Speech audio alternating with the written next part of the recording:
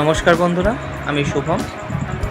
আজকে আমি আমার লাইফের প্রথম একটি মিনি ব্লগ তৈরি করতে চলেছি। আজকে 15ই আগস্ট সকাল 6:30 বাজে। আমরা তমলুক রাজ্যে অবস্থিত একটি 51টি সতীপীঠের মধ্যে একটি পীঠ মা বর্গভীমা মন্দির, সেখানে আমরা যেতে চলেছি। এই মা বর্গভীমা মন্দিরের অনেক ইতিহাস আমরা হয়তো অনেকে জানি, হয়তো অনেকে জানি না। আজ এই ব্লগটা তৈরি করার এটাই মূল উদ্দেশ্য, একটু ইতিহাসের সঙ্গে আমাদের সকলের একটু জড়িত হওয়া, কিছু পুরনো তথ্য, কিছু নতুন তথ্য জানা। আজ এই ব্লগটি আমরা আমার ফ্যামিলির সঙ্গে করতে চলেছি। এই ব্লগটা আপনাদের হয়তো কিছুটা হলেও ভালো লাগবে, অনেক কিছু জানার, নতুন অভিজ্ঞতা করার সুযোগও হয়ে উঠবে আমার আপনার সকলেরই। তো চলুন এই ব্লগটি শুরু করা যাক। তো আমাদের গাড়ি এখন এসে গেছে, যেমনটা আপনারা দেখতে পাচ্ছেন। তো জয় মা বলে এবার যাত্রা শুরু করা যাক। এই আমাদের ফ্যামিলি দাঁড়িয়ে আছে, সবাই এখন এক এক করে হচ্ছে গাড়িতে বসলো। মা বর্গভীমার পথে এখন আমরা আছি।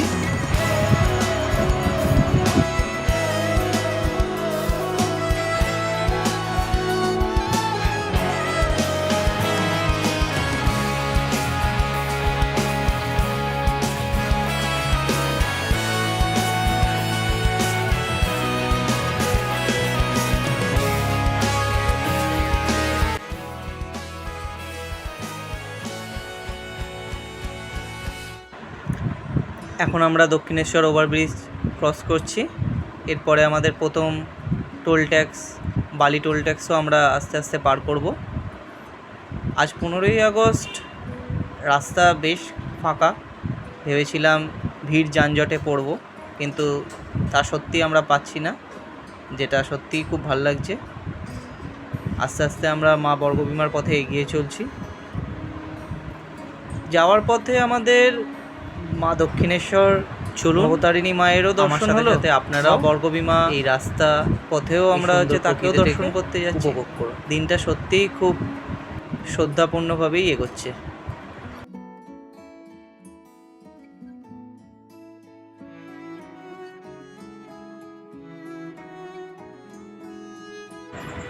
তো এখন আমরা ধুলাগড় টোল ট্যাক্সের সামনে গাড়িটাকে দাঁড় করিয়েছি। রাস্তায় রাস্তায় স্বাধীনতা দিবস উপলক্ষে পতাকা বিক্রি করা হচ্ছে। তো আমরাও গাড়িতে একটি পতাকা লাগালাম, যেমনটা আপনারা দেখতে পাচ্ছেন। সত্যি খুব ফাঁকা ফাঁকা লাগছিল গাড়িটাতে না লাগালে।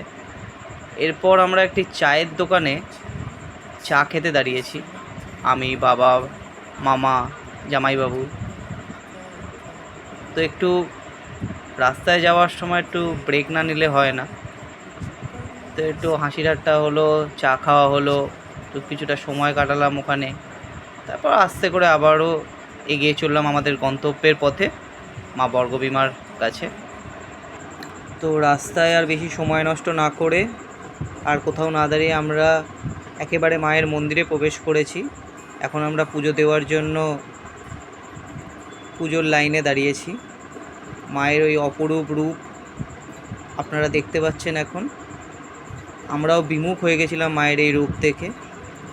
এই মন্দির সম্পর্কে কত ইতিহাস না জড়িয়ে আছে তা আমরা অনেকেই জানি, অনেকে জানি না, যেটা আমি আগেও বলেছিলাম।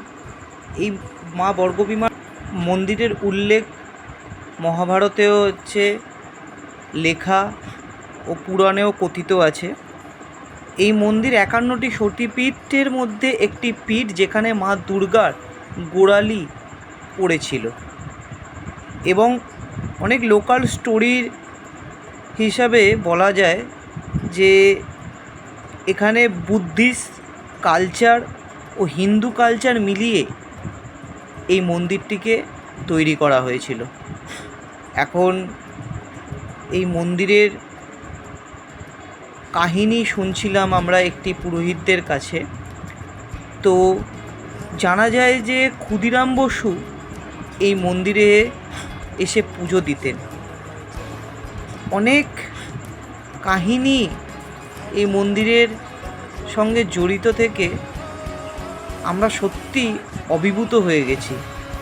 এই সতীপীঠে কোনো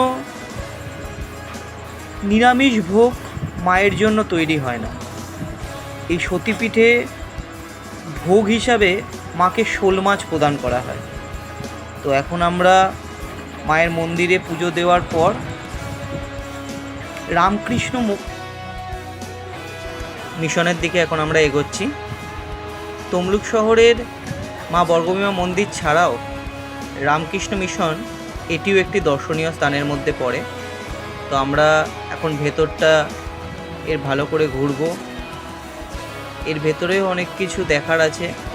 একটি খুব সুন্দর রামকৃষ্ণদেবের মন্দির ও মূর্তি এখানে প্রতিষ্ঠিত আছে। তো আমরা সেখানেই এখন যাচ্ছি। এই মিশনের পাশেই একটি রামকৃষ্ণ মিশন স্কুল স্থাপিত করা হয়েছে, যা এখানকার স্থানীয় ছেলে মেয়েদের শিক্ষার জন্য ও তাদের শিক্ষার উন্নতির জন্য তৈরি করা হয়েছে। তো আমরা সেটাও দেখলাম। এরপর আমরা রামকৃষ্ণ মিশনের ভেতরের দিকে যাচ্ছি, যেখানে রামকৃষ্ণ পরমহংসদেবের একটি সুন্দর মূর্তি রাখা আছে, যেটাও আমরা একটু বাদেই দর্শন করব।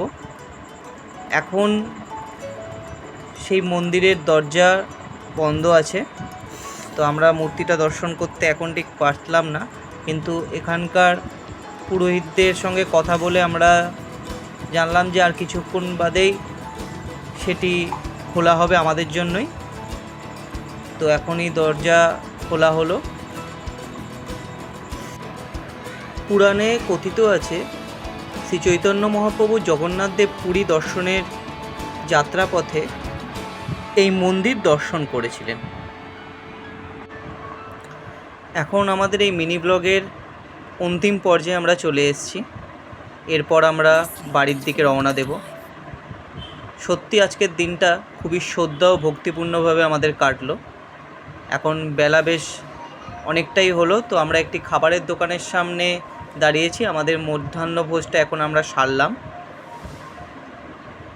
এই যে আমার পুরো ফ্যামিলি খুবই আনন্দিত আজকের এই দিনটা কাটাতে পেরে। তো চলুন, এখানেই আমাদের ব্লগটা শেষ করছি। দেখা হবে অন্য কোনো যাত্রাপথে, অন্য কোনো নতুন ব্লগে।